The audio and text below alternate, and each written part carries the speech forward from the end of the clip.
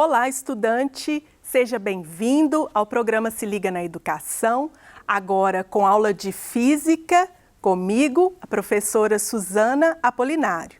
E quem me acompanha hoje é o intérprete Bruno. Vamos começar a nossa aula.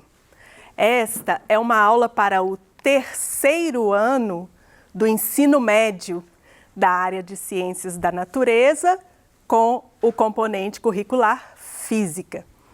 Noções de física quântica. Bom, este é um tema que está muito comum atualmente. Pois é, a física quântica é uma ciência muito recente, ela surgiu no século XX. Mas o objetivo desta aula é trazer para você, estudante, os fundamentos desta ciência contemporânea para a gente poder compreender os princípios científicos que a fundamentam. Porque, como ela é muito recente e, como eu disse, está muito associada a conceitos não científicos, portanto, nós precisamos conhecer melhor os fundamentos desta ciência contemporânea, a física quântica.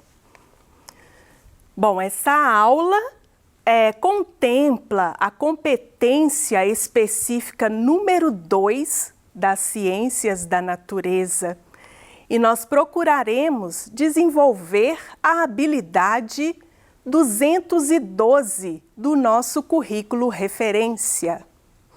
Aqui também procuramos desenvolver as competências socioemocionais associadas a esse tema. Imaginação criativa, porque a física quântica ela lida com um mundo que não é perceptível aos nossos olhos. Portanto, precisamos dessa criatividade para compreender esses fenômenos mais sutis. E a curiosidade para aprender. Inclusive, foi movidos pela curiosidade que cientistas procuraram explicações para os fenômenos que a física moderna, a física clássica não explicava. Então, são duas competências importantíssimas para serem trabalhadas nesse tema. Então, na aula de hoje, vamos conhecer os fundamentos da física quântica. Bom, a física quântica ela é muito recente, vem aí do ano de 1920, portanto, início do século XX. E por que o surgimento, a necessidade de uma nova física para explicar alguns fenômenos? Porque os cientistas perceberam que na natureza algumas grandezas aparecem em valores discretos. Como assim? São valores bem determinados. Então, rompe-se aí com aquela ideia de continuidade.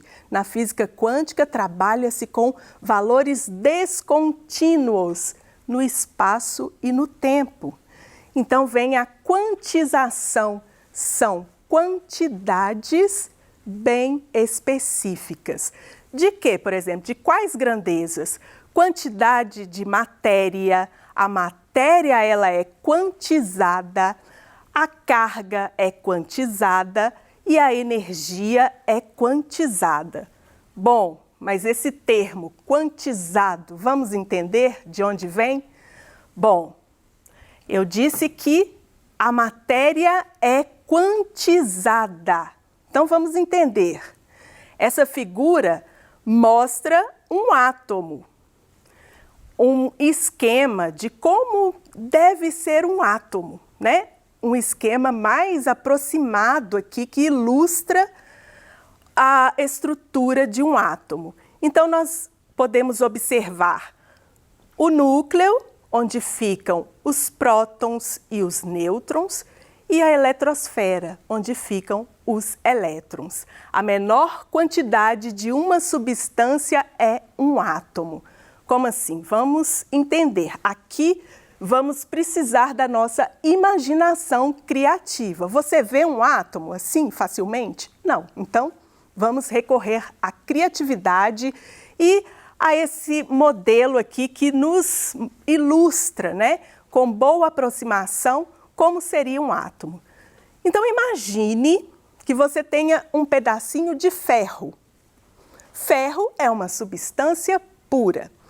E você consiga ir quebrando esse pedacinho de ferro indefinidamente. Mas vai chegar no momento que você vai encontrar a menor quantidade da substância ferro possível, que é um átomo de ferro. Bom, você consegue até partir o átomo, né? Mas se você partir um átomo, vai deixar de ser ferro. Então, a menor quantidade de matéria é um átomo, tá? Bom, aí vem aquele conceito que o átomo é a menor estrutura da matéria, tá? Exatamente por isso. A menor quantidade ali de uma substância que você consegue obter. Então, aí, a explicação por que a matéria é quantizada. Bom, quantização da carga. A carga elétrica também é quantizada. Como assim? Você consegue encontrar carga elétrica em valores específicos, em valores determinados, sempre múltiplo de um valor menor possível de carga. Por exemplo, a carga elementar, que é a carga de um único próton ou de um único elétron. Essa carga elementar, nós sabemos que ela tem um valor. Vale 1,6 vezes 10 a menos 19 coulomb. Então é isso, a menor quantidade de carga que você consegue encontrar. Mas, mais do que isso, a gente precisa entender o seguinte, que essa menor quantidade de carga, ela não pode ser partida. Você não consegue encontrar, por exemplo, 0,8 vezes 10 a menos 19 coulomb de carga. Não, porque a menor quantidade é 1,6 vezes 10 a menos 19. E todo valor de carga acumulado em um corpo que você vai encontrar sempre será múltiplo de 1,6 vezes 10 a menos 19. Então, você consegue encontrar carga, por exemplo, 3,2 vezes 10 a menos 19. Você consegue encontrar 4,8 vezes 10 a menos 19, sempre múltiplo de um único valor, que é o menor valor de carga. Por isso, a carga também é uma grandeza quantizada.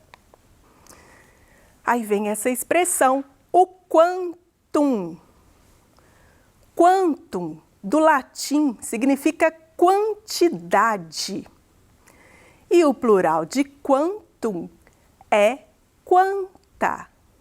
Daí deriva a expressão física quântica. É a física das quantidades, das menores quantidades que a gente consegue encontrar na natureza. Bom, então vamos entender aqui. Quanta. Átomos são quanta de matéria. Porque um quanto de matéria é um átomo. Elétrons e prótons. Na verdade, né, a carga do elétron e a carga do próton, que são as cargas elementares, são quanta de carga elétrica. Fótons. Fótons são quanta de energia eletromagnética. Vamos entender isso? Fóton vem de luz, né? Bom, nós sabemos que a luz ela tem um comportamento dual. Que é isso? A luz, ora ela se comporta como onda, ora ela se comporta como partícula. Então, fótons são as menores partículas de luz que transportam, então, a energia eletromagnética. Portanto, energia também é uma grandeza quantizada. E a teoria quântica? Bom, a teoria quântica é o ramo da ciência que estuda a natureza em escala atômica e subatômica, ou seja, a física quântica, como eu já disse, é aquela ciência, né? Dentro dela nós temos a teoria quântica, que vem para explicar o comportamento desse mundo invisível aos nossos olhos. Nós estamos acostumados com um mundo macroscópico. Tudo a gente vê, a gente pega, a gente sente. Mas e aí? E as partículas subatômicas? Nós não conseguimos enxergar, mas precisa ter uma explicação para o comportamento delas. E, inclusive, a teoria quântica, ela rompe com a teoria clássica, da física clássica. Como assim? A física, ela divide-se aí, então, em duas partes, vamos dizer. Nós temos a física clássica, que surgiu com a ciência moderna até o século XX. Todas as leis dessa física eram explicações para o mundo macroscópico. Então, surgiu no século XX uma nova física para dar explicações ao mundo que nós não conseguimos enxergar, que nós não conseguimos tocar diretamente, certo? Então, a física quântica, ela rompe com a física clássica. Por quê? Os cientistas, observando e desenvolvendo experimentos para procurar explicações, né, do comportamento de partículas, do comportamento da energia, eles perceberam que as leis da física clássica, as leis do eletromagnetismo, as leis da termodinâmica, da mecânica clássica, não se aplicavam ao comportamento dessas partículas. Então, um dos físicos que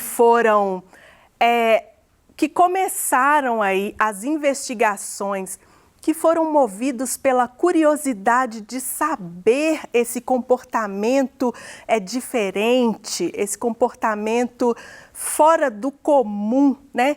Da emissão de energia, por exemplo, um deles foi o físico Max Planck, que viveu aí entre os séculos 19 e 20.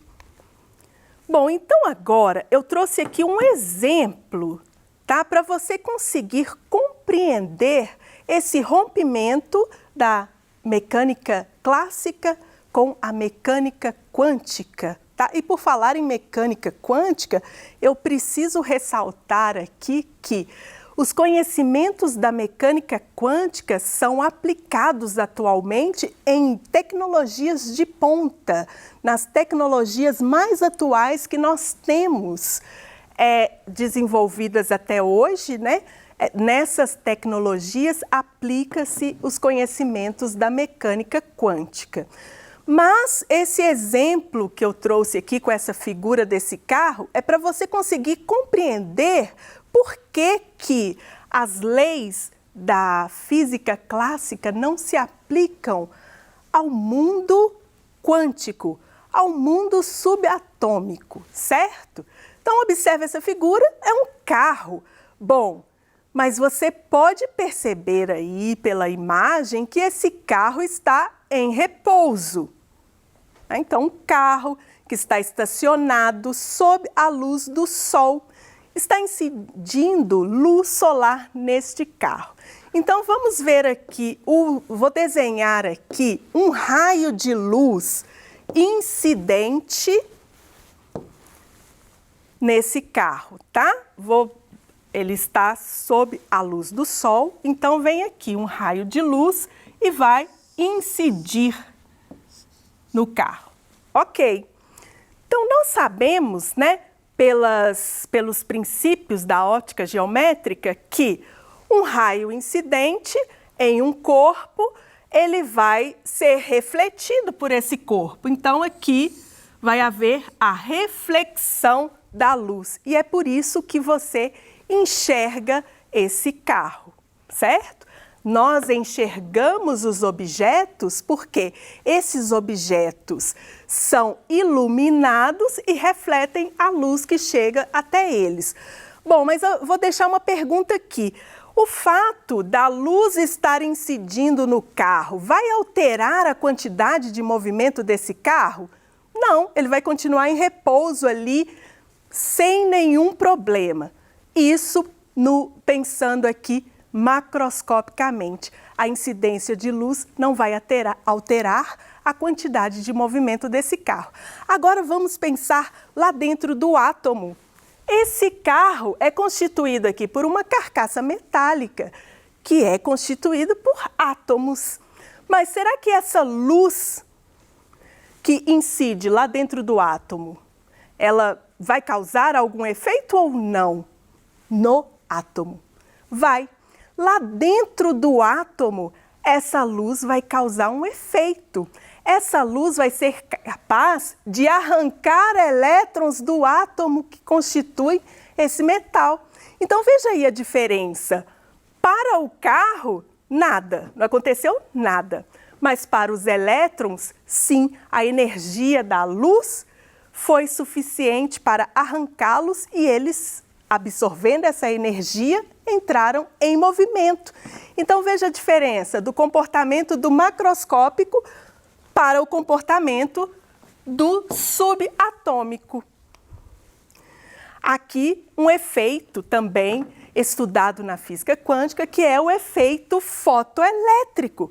Que efeito é esse? Isso que eu acabei de falar, fótons de luz. Fótons, que são pequenas partículas de luz, incidindo aqui em um material metálico, conseguem arrancar os elétrons. Então, a gente vê aqui, ó, os fótons e os elétrons sendo ejetados para fora do metal. Então, o comportamento dessa partícula é totalmente diferente do comportamento de um corpo macroscópico. Bom, então, quais são aqui as principais diferenças entre mecânica clássica e mecânica quântica? Primeiro, a mecânica clássica é determinística. Você consegue determinar valores das grandezas. A mecânica quântica, ela é probabilística. Como assim? Outra imagem, outro carro. Bom, aqui nós temos um carro em movimento. Essa imagem permite que a gente perceba que esse carro está em movimento. Para esse carro, num determinado tempo, eu consigo calcular, consigo determinar, né, a sua velocidade e a sua posição no espaço perfeitamente. Consigo. Eu sei que o carro está numa determinada posição com uma determinada velocidade. Mas vamos pensar em partículas, partículas se movimentando, elétrons em movimento. Não, para o elétron você não consegue determinar ao mesmo tempo a velocidade e a posição. Aí entra aqui um princípio da física quântica chamado princípio da incerteza. E o que esse princípio nos conta? Que para partículas em movimento, você consegue determinar ou somente a posição da partícula ou somente a velocidade dessa partícula. Veja aqui, quanto mais você sabe da velocidade, que é o momento aqui, menos você sabe da posição e vice-versa. Quanto mais você souber da posição daquela partícula, menos você sabe da sua velocidade. Então, é um comportamento estranho. Esse é o princípio da incerteza, porque Ou você tem certeza da velocidade ou você tem certeza da posição, mas nunca consegue ter certeza das duas grandezas ao mesmo tempo, como ocorre no mundo macroscópico. Eis uma questão aqui da física quântica. Bom, está aí o físico que desenvolveu, que estudou e percebeu, né, essa propriedade aí das partículas em movimento, Werner Heisenberg, que desenvolveu o princípio da incerteza, foi um físico teórico alemão. Um dos problemas também que levaram ao surgimento da física quântica é a teoria do corpo negro, que eu vou deixar aí para você como sugestão de pesquisa, que está relacionado com o espectro de absorção de um átomo, também com o espectro de emissão, e eu sugiro aí essa pesquisa, que você comente aí com o seu professor, certo? Bom, então, na aula de hoje, nós aprendemos que a matéria é quantizada, que a energia é quantizada, que a carga é quantizada e as noções da física quântica, essa ciência magnífica que eu convido todos a conhecer melhor. E se você tiver alguma dúvida, eu estarei hoje no Tira Dúvidas ao vivo. Para você que acompanhou a minha aula, eu deixo o meu muito obrigada e até a próxima!